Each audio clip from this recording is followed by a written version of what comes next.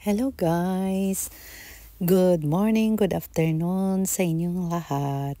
Nandito kami ni Linlin Payar sa mall na malapit sa boarding house namin. Walking distance lang siya guys. Nagpunta kami kasi plano niya na mamili ng pangregalo sa mga alaga niya ng mga damit. Iregalo niya. Kaya yun, pumunta kami dito. Natingin-tingin lang ako kasi wala pa akong budget na mamili ng mga ganyan.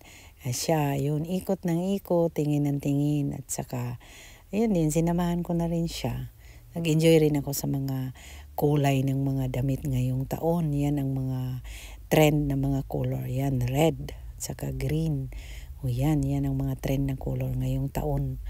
Siga talaga yung mga kulay guys. Tingnan yung mga jacket oh. Ang gaganda pero ang presyo maganda rin. Maganda ngayon mamili guys dahil maraming discounted na mga prices. Kaya yan, tingnan nyo oh. Dami, ayun, tingnan nyo. Tingnan nyo yung mga kulay, di ba? Siga-siga talaga. Ayun. Ganyan siya, paikot-ikot, tingin-tingin. Sunod na ding sunod ako sa kanya. Ako ang bodyguard niya. Tas, tingnan nyo yan oh. Yan, yung kulay na yan. Oh, tingnan nyo. Di ba? Grabe yung mga kulay ngayong taon. Tapos yan, talaga naman. Yan, gustong-gusto niya yan. Kaya sinukat-sukat niya, pinapakita niya sa akin. Pero yun, ayaw na niya kasi mahal daw. Binalik ng lola. Ayan, tingnan nyo. Denim. Tingnan nyo. Denim. Maganda. Yan. Dito tayo sa mga jacket. Yan, tingnan nyo. Gustong-gusto ko talaga tong coat na to. Pero, purple, brown, white. Pero, charan! Yan ang price. Ayaw ko na. Ang price. Yan yung mga jacket. Tas yun. Trends. Diba? Tingnan yung mga kulay. O, dito na naman tayo sa mga pelo-pelo cases na mga Santa Claus. Diba? Yan. Oh. Dito tayo sa mga decorations, Christmas decorations, di ba? Marami ding mga tao nagsa-shopping, guys. Tapos yan, mga Christmas decoration, mga discounted din yan. 15% discount. Yan, nakabili na rin ako ng pangregalo ko, guys, kasi may exchange gift kami sa boarding house. Yan. Yan, tingnan nyo, ang ganda. Ganda talaga mamili ng mga decoration. Yan. 15 discounted. Di ba? 15%. Yan. Gustong-gusto niya mamili pero sabi niya ayaw ko kasi walang mapaglagyan kasi walang malagyan na box na pa-uwi sa Pilipinas. Hindi rin daw ipadala, sayang lang. Kaya wala. Pasayaw-sayaw na lang si Lola. Kasi malakas ang music dyan kaya nag-voice record na lang ako kasi malakas yung music. Sayang din mag-upload ng mga copyright na video. Kaya tingnan nyo guys, maganda din tong mall na to. Malaki din. Yan, escalator paakyat. Tsaka yan, makikita nyo. Yan ang baba. Akyat kami sa taas kasi nagutom daw siya. Hanap kami ng restaurant. Kakain daw kami ng Vietnam dish. Tingnan nyo guys oh. Malaki din tong tindahan eh. Marami ding mga department store dito. A grocery store. Malaki, malawak din siya. Maganda din, malapit lang din sa amin. 10 minutes lang walking. Pwede ding sakay. Ayan, tingnan nyo. Ayan, bikini. Ayan. Tingnan nyo. Nasa kami. 3rd floor. Hinahanap namin yung restaurant. Nauna siya kasi alam na niya yan. Pabalik-balik na siya dito.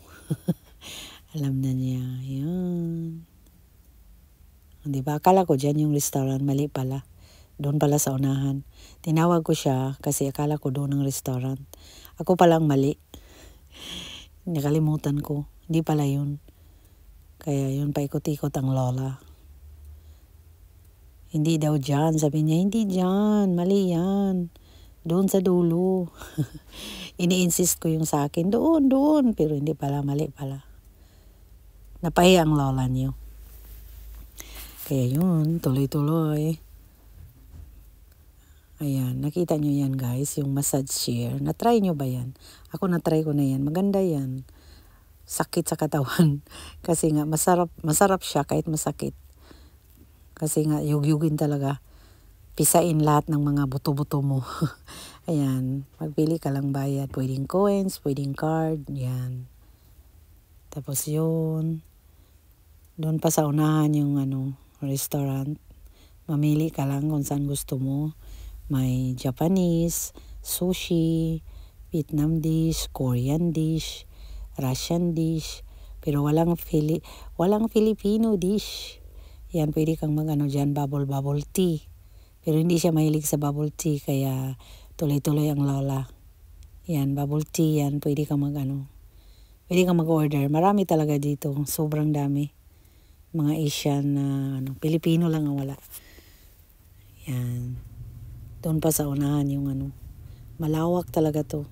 Kahit saan ka umupo, kahit saan ka mag-order, kahit saan open yan, kahit saan ka mag-upo. At yan, dito na tayo guys, yan. Ayan, dyan ang menu nila. At saka yun, kung gusto mo ng soup, ikaw mismo ang maglagay kung anong ilalagay. Yun, yung hinahanda ng tao. Yan, ang problema dyan, yung cashier, hindi marunong mag-English at saka hindi siya magaling sa paruski. Hindi magkaintindihan. Yan, turo-turo na lang ang technique namin, turo-turo. Kaya hindi siya magaling magparuski, hindi din siya magaling sa English, kaya vice versa. Ayan. Ayan o. Kung mag-order ka ng mga soup, gusto mo ng mga soup na may mga dahon-dahon yun. Saka yung machine na yan, kung magaling ka dyan kalkal, ikaw na mismo mag-order, automatic, dyan ka na rin magbayad. High-tech, di ba? At saka yung mga milkshake, o yan. Yan, pwede ka mag-order. Milkshake. Saka may mga canned juice din sila. Ayan, coconut juice. Di ba? Depende sa iyo kung anong drinks na gusto mo. Ayan o. Yung fruit jelly nila, 450. Ang mahal. Saka yan, nag-order kami ng aming mainom. Yan, nagtanong ako kung ano yan, anong flavor. Ang napili naming dalawa, mango juice, syempre. Ayan. Ayan lang. Tsaka nagbayad kami. Di ba? Ang tagal pa kasi nga hindi magkaintindihan. Matagal talaga, hirap talaga ng language barrier. Laban lang guys, laban lang. Tsaka yun, nagbayad na rin sa wakas. Pero talagang matagal pa ang bayaran dyan. Kasi akala namin 1,000 lang ang bayaran namin. Mahigit pa 1,000 pala. Kaya dinagdagan.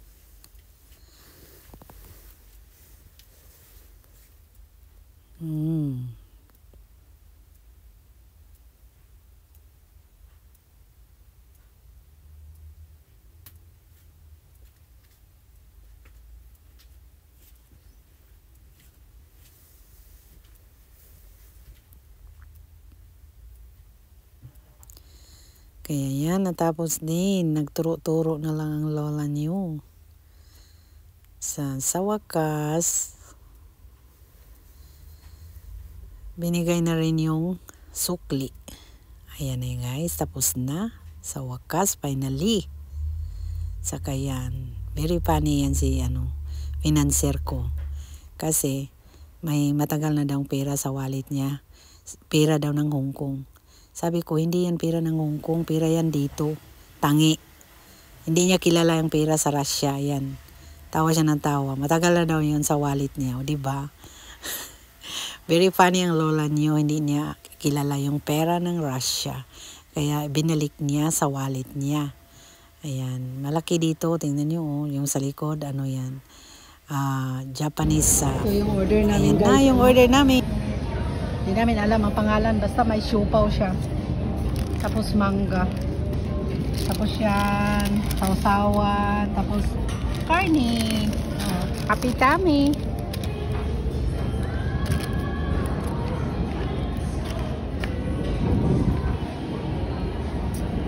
Kumakain ka ng ganito? Ano nga tawag nito? Parsley. Hindi to parsley. Parsley yan, pag yung malalaki parsley. Yung maliliit ng ano niya na ganun-ganon, yun ang ano, Coriander to. coriander. Ito ang coriander. Mabaho. Ang parsley walang amoy. Ang ganon? Kasi Oo. malalaki eh. Hindi. Yung dahon niya, ganun-ganon. Coriander siya. Iba yung parsley. Yun ang lagi kong binibili. Pang soup. Inaano ko. Replacement sa kalamunggay. Paborito ni Dikma. Kumusta sa Mamidin? Ha? Sa Dubai?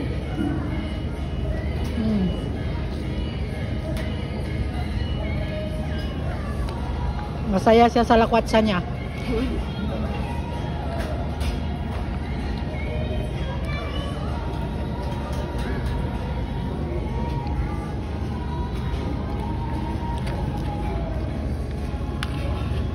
Sarap yung karne.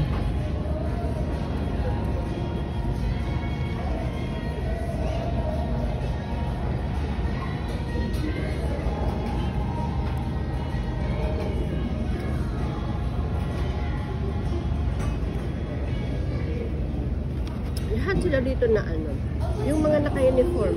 Ikot.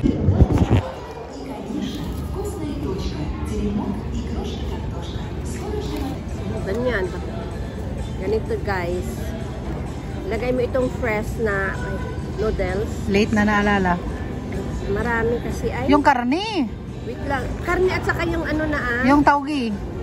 Oh, ganyan guys. Yung Korean style. Yung tawag ganyan.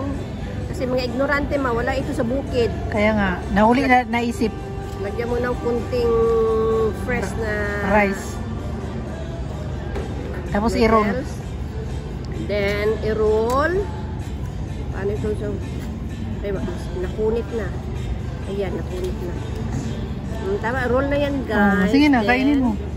Isaw-saw sa ano. Pwede naman kutsara, ganyan mo. Sige na. Ganyan, guys. Ayan, tubod na. Damihan mo kasi ang karne masarap pang ano. Ganyan. Yung sa atin, inuna natin yung karne. Late na naisip. Ayan na, yun na lang natira. Saka ko naisip na i-roll pala. Ignorante talaga.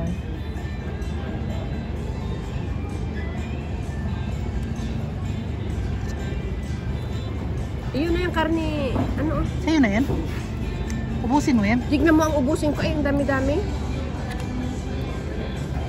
Hi guys. Uwi na kami. Thank you always for watching guys. Galing kami doon. Pauwi na kami. Bye!